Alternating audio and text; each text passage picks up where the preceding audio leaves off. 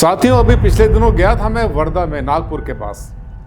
वहां पर समस्या क्या थी कि एक किसी ने बुलाया था वास्तुशास्त्री को, और पूर्व मुखी जो है उसका था प्लॉट जिस पर उसको मकान बनाना था। चॉइस उसके पास और भी थी, 2-3 प्लॉट और भी थे। तो वो जो वास्तुशास्त्री थे उन्होंने पूर्व मुखी को मना कर दिया कि जो ईस्ट फेसिंग प्लॉट होते हैं वो सबके सब सूर्य बेदी होते हैं, गर्म होते हैं, एग्रेसिव होते हैं, मिजाज गर्म रहता है, झगड़े होते हैं, मारपीट होती है, मारामारी होती है, हमेशा पूरी जिंदगी आदमी टेंशन में रहता है। इसलिए कभी भी सूर्य बेदी नहीं लेना चाहिए, पूर्व मुखी नहीं लेना चाहिए। अब ये सूर्य बेदी और चंद्र बेदी क्या होते हैं, आज मैं आपको बताने वाला हूं।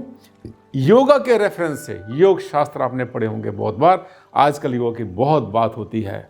योग करना चाहिए हमें, और उसमें भी आपने सुना होगा ईड़ा पिंगला और सुषुम्ना नाड़ी के बारे में। और यही जो फैक्ट है, यही प्रिंसिपल लागू होता है घरों की फेसिंग पर। वास्तु शास्त्रियों के लिए अनमोल बनेगा, अमृत बनेगा। और जो वास्तु में डील नहीं करते, वास्तु सीख रहे हैं, उनके लिए एक नई चीज उनको सीखने को मिलेगी। इस वीडियो का हर मिनट नहीं, हर सेकंड बहुत कीमती है। छोड़कर मत जाना, उछल उछल कर मत देखना इस वीडियो को। डॉक्टर आनंद भारद्वाज, वास्तुशास्त्र के एनसाइक्लोपीडिया। नमस्कार साथियों, मैं हूं डॉक्टर आनंद भारद्वाज, और आप देख रहे हैं वास्तु का वो प्रोग्राम जिस पर लाते हैं वो टॉपिक छांट छांट कर हीरे मोती की तरह से, जो आपके जीवन में बहुत काम आते हैं। वास्तु के बारे में अगर थोड़ा सा भी आप जानते हैं, इंटरेस्ट है आपका, और आप चाहते हैं कि वास्तु में आपको वो सब कुछ पता चले जो आमतौर पे आपको कोई नहीं बताता, तो ये चैनल आपके लिए बहुत असेंशियल है, इंपॉर्टेंट है, और बहुत संवेदनशील भी है साथ में। अगर आपने इसमें से कुछ भी छोड़ा तो हो सकता है इसका जो खास क्रक्स हो वो आपके हाथ से निकल जाए। सबसे पहले आप कर लेना मेरे चैनल को सब्सक्राइब, ताकि कोई भी ऐसी वीडियो, जो कि ऐसी जानकारी जो आपके काम की है, आपके हाथ से स्किप ना हो जाए। करोड़ों लोगों ने फ़ायदा उठाया है, आप भी उनमें से एक बनिए जिन्होंने लाभ उठाया है और आगे भी उठाते रहेंगे। आज का वीडियो बड़ा शानदार, बहुत ज़बरदस्त, और लाइन से हटकर घिसा पिटा नहीं है। घिसे पिटे तो वैसे भी नहीं होते मेरे, कोई भी जितने वीडियो होते हैं अपने आप में एक यूनिक होते हैं, अद्वितीय होते हैं। नए टॉपिक पर बहुत दूर तक आपको लेकर जाता हूं, वो बताता हूं जो आप जानने की कोशिश कर रहे हैं। ये देखिए, पूर्व मुखी यानी सूर्य बेदी घर सूर्य नाड़ी की तरह तो अशुभ कैसे। कितनी बार मैंने सुना है, अक्सर बहुत बार जो है वास्तुशास्त्री वो कहते हैं, जिसने थोड़ा सा पढ़ लिया ना सूर्य बेदी और चंद्र बेदी के बारे में, वो ये सोचता है कि जो सूर्य बेदी होते हैं, ईस्ट फेसिंग मकान होते हैं, वो तो नरक होते हैं, बेकार होते हैं, कबाड़ होते हैं, थर्ड क्लास होते हैं, घटिया होते हैं।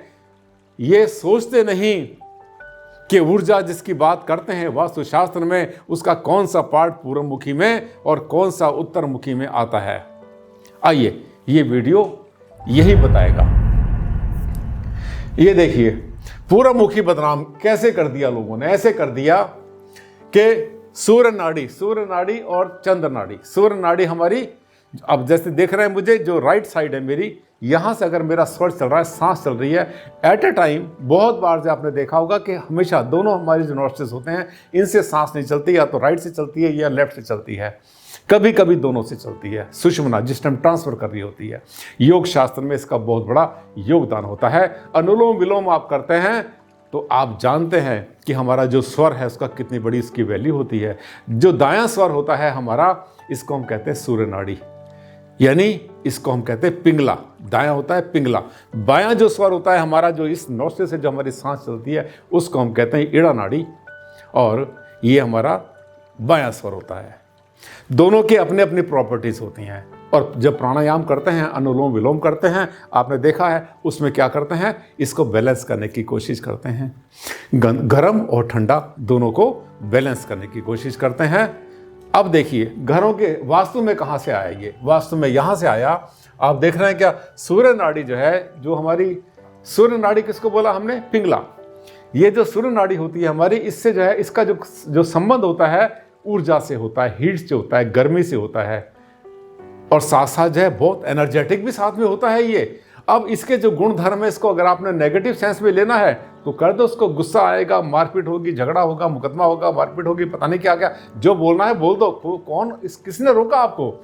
आज के ज़माने में जो रील बन रही है, जो वीडियो लोग बना रहे हैं अपने मन में जिसके जो आया, वो अपने बोला जा रहा है, डूबने को ब्याओ, जो चाहो सो गाओ, जिसके जो दिल में आ रहा है गाना गाता रहे अपने आराम से, कौन मना कर रहा है। लेकिन जो सच है, जो शास्त्रीय है, जो वैदिक है, उसको हमें सामने लाना चाहिए। और जो प्रपंच कर रहे हैं, धोखा कर रहे हैं, झूठ बोल रहे हैं वास्तु के नाम पर, ज्योतिष के नाम पर और हमारे वैदिक संस्कृति के नाम पर, उनको हमें कुठाराघात उन पर होना चाहिए, उनको रोकना चाहिए, उनके ऊपर हमें ऑब्जेक्शन डालना चाहिए। ये देखिए, ऐसा ना हो कि अगर आप भी ईस्ट फेसिंग मकान में रहते हैं और कोई आके ऐसे चलता फिरता कह दे आपसे कि आपका घर तो बेकार है, छोड़ो, निकलो, बेचो, आपके लिए एक टेंशन ना हो जाए। क्या सूर्य नाड़ी से aggressive, tense, hyper, hot, stress, ये सब के सब जो है, इन सब को जोड़कर देखा जा रहा है आजकल। या फिर मामला कुछ और है, ईड़ा नाड़ी से डलनेस आती है, ठंडा होता है, स्लो होता है, शांत होता है, गंभीर होता है। ईड़ा नाड़ी हमारी बायां स्वर, ठंडा, जिसे कहते हैं हम चंद्र स्वर। सूर्य स्वर हमारा राइट, जिसे पिंगला कहते हैं हम। ये दोनों के दोनों, इनकी अपनी अपनी वैल्यू, इनमें से कुछ भी बुरा नहीं होता। वास्तु शास्त्र में जब हम बात करते हैं तो फिर दोनों मकान हमारे ईस्ट फेसिंग हो या नॉर्थ फेसिंग हो, अब ईड़ा नाड़ी जो होती है हमारी, यानी जिसे हम कहते हैं बायां स्वर, उसका संबंध होता है, अगर आपका प्लॉट या आपका भूखंड, आपका मकान, आपकी कोठी जो भी आपने बनाई है, अगर उत्तर दक्षिण हो तो ये कूल की कैटेगरी में आता है, ठंड की कैटेगरी में आता है। इसको हम कहते हैं ईड़ा नाड़ी के साथ में इसका संबंध होता है और चंद्र स्वर के साथ में इसका बड़ा गहरा रिलेशन।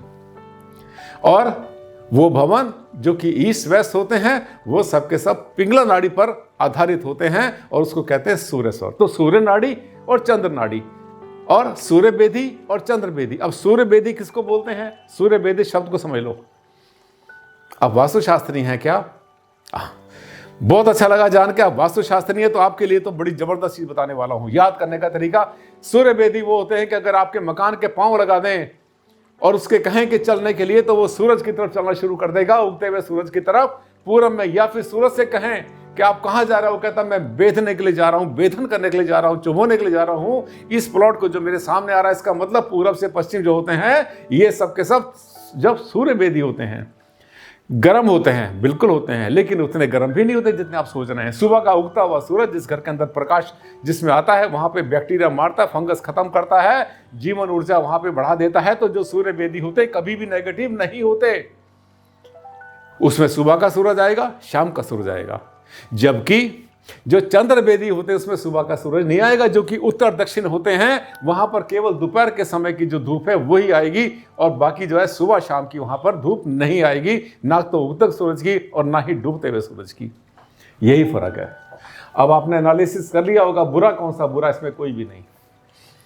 ये देखिए, SK त्रिपाठी जी बनारस से पूछते हैं, इनका हमारे पास सवाल आया था, सर आजकल सूरजमुखी और चंद्रमुखी भूखंड के बारे में बहुत बातें चल रही हैं, इसके बारे में उन्होंने पूछा था।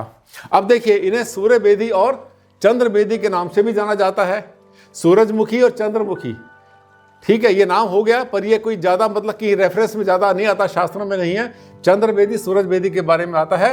ये प्लॉट जो सूर्य बेदी होते हैं, ये देखिए, जो सूर्य बेदी प्लॉट होते हैं, ये सब के सब ये होते हैं पूर्व पश्चिम।